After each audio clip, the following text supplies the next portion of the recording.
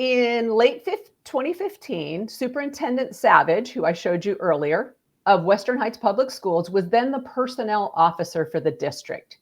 And she hired someone named Cameron Bricks Baker, who's now 38-year-old, as an emergency certified middle school teacher.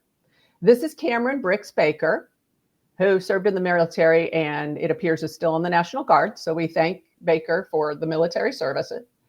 But Baker only presented as a male at school, and Baker is actually a biological female.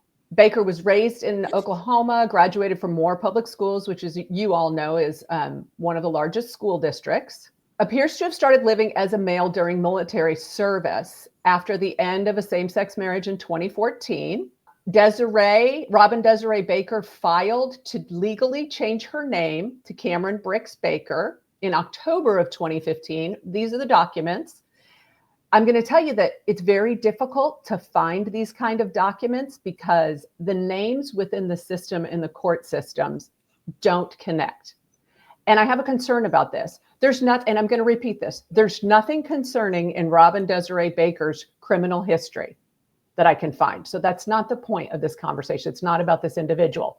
But the fact that her information from before she began living as though a man does not connect to the information involving Cameron Bricks Baker.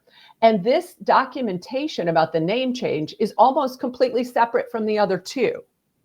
You have to search under different names, and there's a place within, at least in Oklahoma's court records, in the OSCN network, where you can click on, in any case, the person's name, and it will pull up not about that particular case that you're looking at, whether it's a criminal case or a traffic ticket, just that person and what they know about that person, other aliases, other names used, and nothing connects here, which is very concerning when you think about background checks and vetting of people seeking to work with youth.